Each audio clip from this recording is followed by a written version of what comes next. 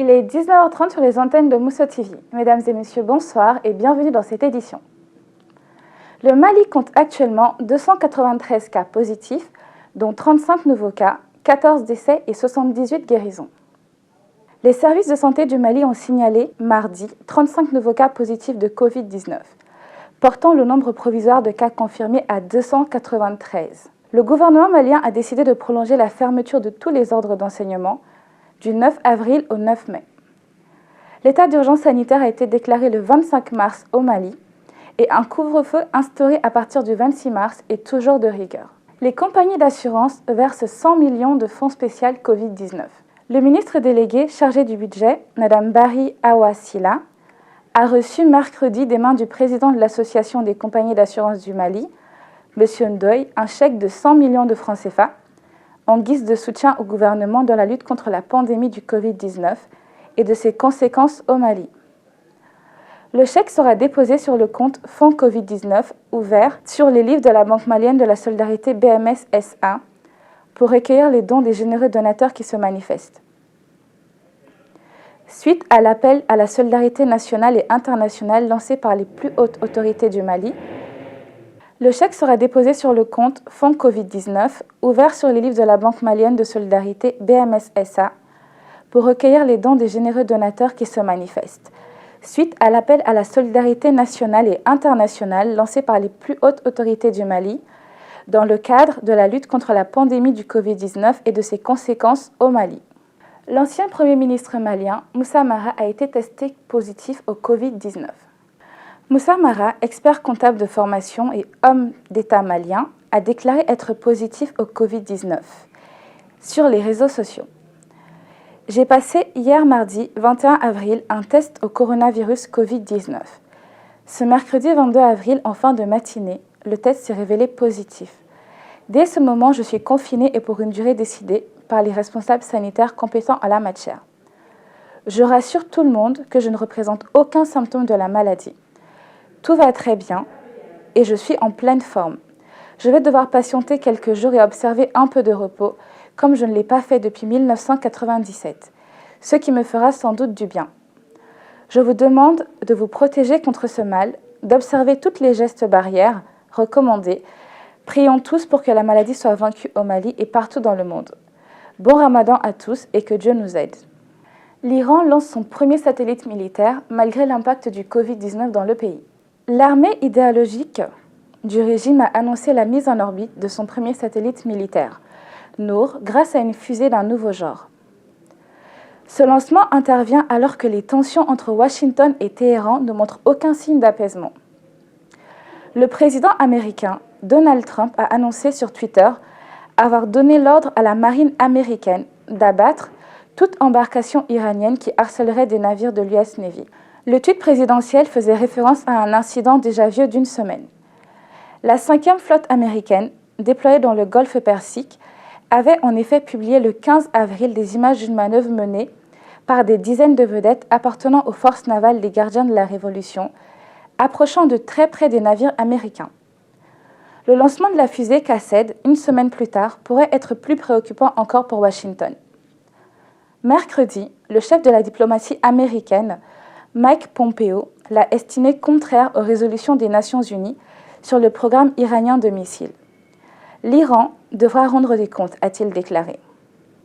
Avec 600 personnes contaminées, 38 décès, le Burkina est l'un des pays les plus touchés de l'Afrique de l'Ouest. Au Burkina Faso, où l'on recense un seul médecin pour 20 000 habitants, à l'hôpital réquisitionné pour abriter le centre de prise en charge des malades du Covid-19 dans la capitale, on compare les soignants à des combattants.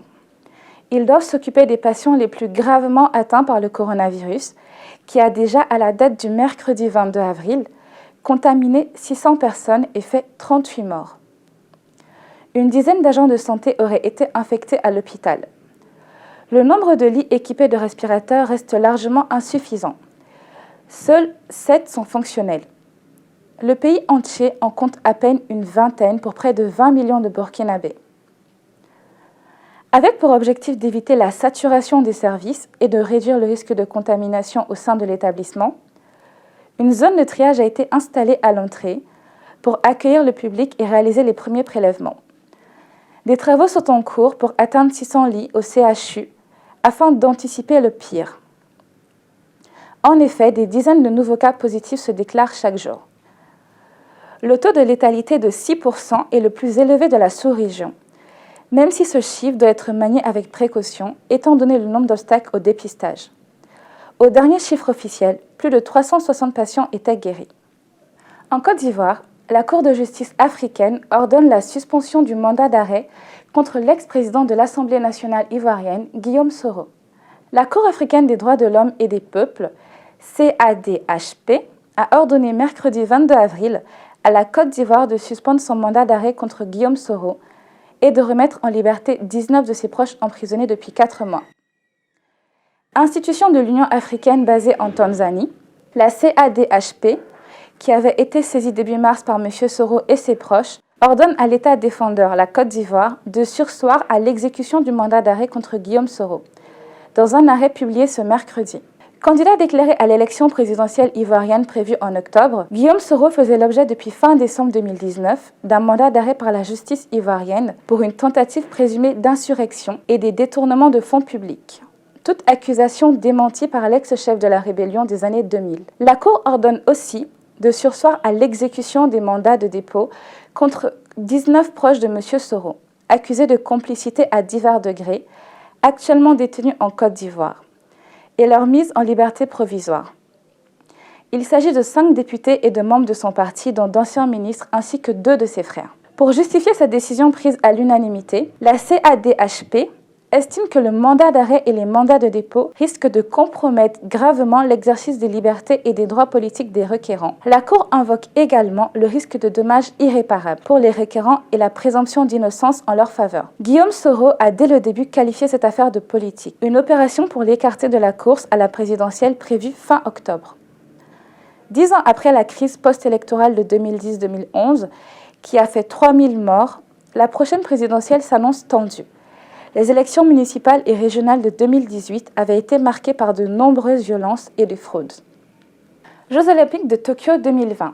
Malgré la pandémie, les organisateurs refusent un autre report.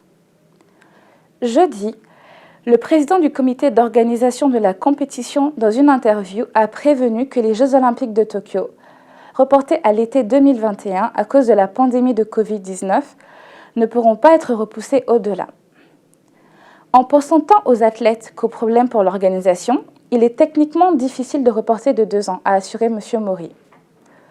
Le président du comité d'organisation a précisé que la question d'un report de 2 ans avait été initialement posée au Premier ministre japonais, mais ce dernier a décidé que la voie à suivre était un report d'1 an. Le report des Jeux représente un immense défi logistique pour les organisateurs et devrait entraîner d'importants coûts supplémentaires, dont la répartition entre le comité d'organisation et le CIO n'a pas encore été décidée. La pandémie de Covid-19, un réveil sans précédent pour tous les habitants de la Terre nourricière.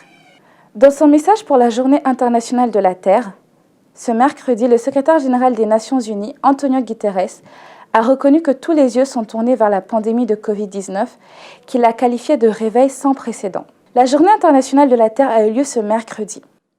Le secrétaire général des Nations Unies en a profité pour mettre en avant l'impact immédiat et terrible du coronavirus. Il a exhorté tout le monde à travailler ensemble pour sauver des vies, atténuer les souffrances et réduire les conséquences économiques et sociales désastreuses. En même temps, il a observé que le dérèglement climatique approche, un point de non-retour et une urgence profonde qui précède de loin la pandémie. Les gaz à effet de serre, tout comme les virus, ne respectent pas les frontières nationales, a déclaré le haut responsable de l'ONU. Nous devons agir de manière décisive pour protéger notre planète à la fois du coronavirus et de la menace existentielle du dérèglement climatique, a-t-il ajouté. Enfin, Antonio Guterres a souligné que nous devons travailler ensemble en tant que communauté internationale. En cette journée de la Terre, veuillez vous joindre à moi pour exiger un avenir sain et résistant pour les populations de la planète, a-t-il conclu. L'Italie enregistre depuis 3 jours une baisse du nombre de malades, mais a franchi la barre des 25 000 morts. La protection civile italienne annonce ce mercredi que 437 personnes sont mortes du Covid-19 ces dernières 24 heures, soit 97 de moins que mardi.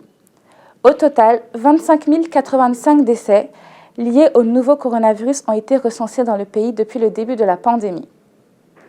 54 543 personnes sont par ailleurs sorties guéries de l'hôpital depuis le début de la pandémie, soit 2 943 de plus que la veille, ce qui représente le plus grand nombre de sorties quotidiennes depuis le début de la pandémie dans la péninsule. Depuis 3 jours, le nombre de cas positifs baisse en Italie. On dénombre 107 699 cas actuellement contre 107 709 mardi. Selon la protection civile italienne, ce sont 187 327 personnes au total qui ont contracté le nouveau coronavirus. Au Mali, l'Assemblée nationale encore endeuillée pour la 3e fois en une semaine. L'honorable Belkoba, député sortant, élu dans la circonscription électorale de Nyono, s'est éteint le 21 avril. L'information a été révélée officiellement par un message de condoléances du président de la République. L'honorable Belkoba nous a quittés. Il fut un cadet attentionné et dynamique. Quelle perte! Tout comme Ibeka, l'ancien Premier ministre Soumeilou Boubèye Maïga a aussi rendu hommage à l'illustre disparu. C'est avec émotion et tristesse que j'ai appris le décès de l'honorable Belkoba, élu UMRDA à Nyono. Deuxième questeur à l'Assemblée nationale, l'honorable Belkoba était avec Adi Nyangadou parmi les députés testés positifs au coronavirus. Il vient donc de succomber au Covid-19. Né vers 1958, l'honorable Belkoba était un membre important du Parti de l'Union malienne pour le Rassemblement de la démocratie en Afrique, UMRDA. Aux législatives de 2013, il avait confirmé son emprise sur Nyono.